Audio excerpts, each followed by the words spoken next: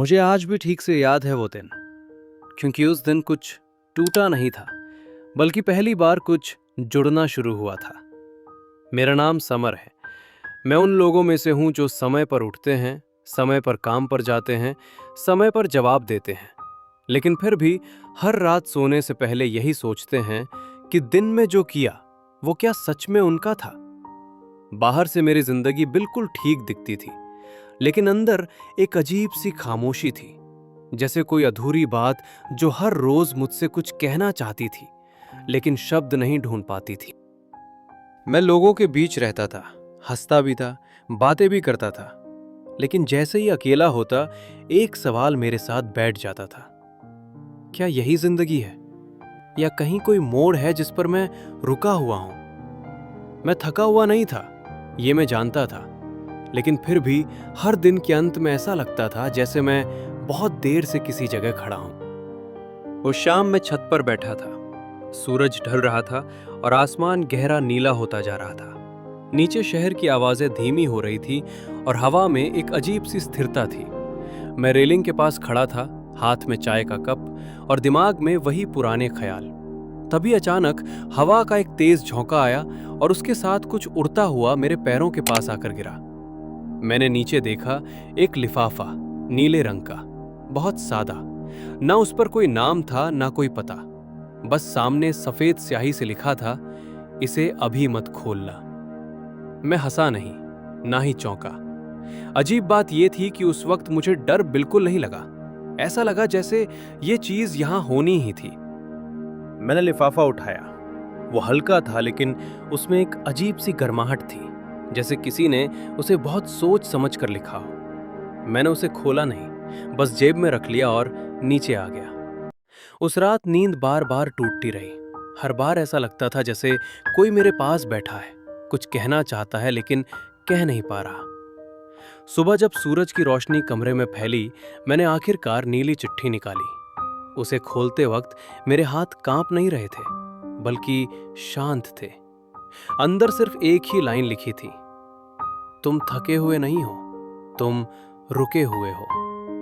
मैंने वो लाइन दोबारा पढ़ी, फिर तीसरी बार, और फिर बहुत देर तक बस बैठा रहा, क्योंकि पहली बार किसी ने मेरे अंदर की बात इतनी साफ शब्दों में कही थी। उस दिन काम पर भी मेरा ध्यान कहीं और था। वो लाइन बार बार मेरे दिमाग में गूंज रही थी, रुके हुए हो। मैं सोचता रहा कि मैं कहाँ रुका हूं, किस मोड़ पर मैंने खुद से कहा था कि अभी नहीं, बाद में, और कब वो बाद में आदत बन गया। शाम को जब मैं घर लौटा, मैंने चिट्ठी फिर निकाली। उस पर अब नई लाइन लिखी थी। स्याही वही थी, लेकिन शब्द अलग थे। जो डर तुम्हें रोक रहा है, वही रास्ता दिखाएगा। मैंने चिट्ठी को हाथ में पकड़े रखा और पहली बार सच में सोचा कि मैं किस डर से भाग रहा हूं। मुझे याद आया वो समय जब मैं घंटों संगीत सुना करता था, जब धुनें मेरे लिए शब्दों से ज्यादा सच होती थी। मैं गिटार सीखना चाहता था, गाने बनाना चाहता था, लेकिन धीरे धीरे जिंदगी ने मुझे समझा दिया कि ये सब शौक है, रास्ता नहीं, और मैंने मान लिया। उस रात मैंने अलमारी खोली। बहुत नीचे एक कोने में मेरा पुराना गिटार रखा था। धूल जमी थी, तार ढीले थे। मैंने उसे बाहर निकाला। हाथ फेरते ही उंगलियों में एक पुरानी सी पहचान महसूस हुई, जैसे कोई भूला हुआ रिश्ता अचानक याद आ गया। मैंने गिटार को ट्यून किया।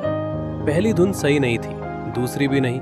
उंगलियां भारी लग रही थी, लेकिन तीसरी बार जब मैंने स्ट्रैम किया तो दिल के अंदर कुछ हिल गया, जैसे किसी ने अंदर से कहा हो, बस यही। उसी रात नीली चिट्ठी पर एक और लाइन उभरी, तुम देर से नहीं हो।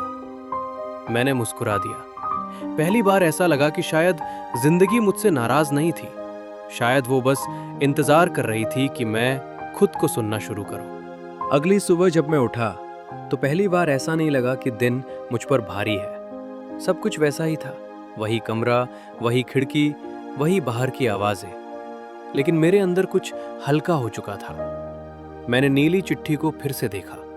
उस पर कुछ नया नहीं लिखा था, लेकिन अजीब बात यह थी कि उसकी मौजूदगी ही काफी लग रही थी। जैसे वो मुझे याद दिला रही हो कि मैं अकेला नहीं हूं। काम पर जाते वक्त मैं लोगों को देख रहा था, वही चेहरे, वही भाग दौड़, वही जल्दी। लेकिन अब मैं उनमें खुद को ढूंढ रहा था। मुझे लग रहा था कि शायद हर कोई कहीं ना कहीं रुका हुआ है, बस फर्क इतना है कि सबको कोई नीली चिट्ठी नहीं मिलती। दोपहर के वक्त मैंने जेब में हाथ डाला। चिट्ठी अब भी वहीं थी। मैंने उसे निकाला। उस पर धीरे धीरे शब्द उभर रहे थे, जैसे स्याही लिखी नहीं जा रही हो, बल्कि याद की जा रही हो। उस पर लिखा था, रुकना भी कभी कभी तैयारी होता है। मैंने गहरी सांस ली। पहली बार मुझे अपने अतीत से शिकायत नहीं थी। शाम को घर लौटते वक्त मैं जानबूझकर पैदल चला। रास्ते में एक पुरानी म्यूजिक शॉप दिखी, वही दुकान जहां कभी मैं घंटों खड़ा रहकर गिटार देखता था बिना खरीदे। आज मैंने पहली बार अंदर जाने की हिम्मत की। दुकान वही थी, लेकिन मैं वही नहीं था। दुकानदार ने मुस्कुराकर पूछा, कुछ ढूंढ रहे हो? मैंने कहा, खुद को। उसने हंसकर मुझे गिटार पकड़ाया। मैंने जब उसे बजाया तो आवाज थोड़ी कच्ची थी, लेकिन सच्ची थी। दुकानदार ने कहा, सुर बाद में साफ होते हैं, पहले दिल खुलना जरूरी होता है। मैं कुछ नहीं बोला, लेकिन अंदर कहीं कुछ ठीक जगह पर बैठ गया। घर आकर मैंने नीली चिट्ठी खोली। उस पर लिखा था, हर शुरुआत को गवाह नहीं चाहिए। मुझे समझ आया कि मुझे किसी को साबित करने की जरूरत नहीं है। ये सफर मेरा है। अगले कुछ दिनों में मैंने छोटे छोटे फैसले लिए। देर रात मोबाइल देखने के बजाय संगीत सुना। भीड़ से बचने के बजाय खुद के साथ बैठा। नीली चिट्ठी हर दूसरे दिन कुछ न कुछ लिख देती थी, लेकिन अब वो आदेश नहीं थे, बस याद दिलाने वाली बातें थीं। एक दिन उस पर लिखा था, जिसे तुम खोया हुआ समझते हो, वो तुम्हारा इंतजार कर रहा है। उस दिन मैंने अपनी मां को फोन किया। बहुत देर तक कुछ खास बात नहीं हुई, लेकिन फोन रखने के बाद दिल हल्का था।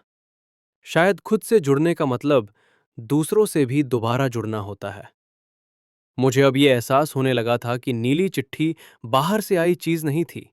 वो मेरी जिंदगी में किसी जादू की तरह नहीं घुसी थी, बल्कि वो हमेशा से मेरे अंदर थी। बस अब उसने शब्दों का रूप ले लिया था। एक शाम मैंने पहली बार अपनी बनाई हुई धुन रिकॉर्ड की। वो परफेक्ट नहीं थी, लेकिन पूरी थी। जब मैंने रिकॉर्डिंग बंद की तो नीली चिट्ठी पर आखिरी लाइन उभरी, अब तुम सुन सकते हो। मैंने चिट्ठी को मोड़ा और जेब में रख लिया, लेकिन अब उसकी जरूरत पहले जैसी नहीं थी। मुझे नहीं पता आगे क्या होगा। मैं बस इतना जानता था कि अब मैं चल रहा हूं, धीरे, लेकिन अपने कदमों पर।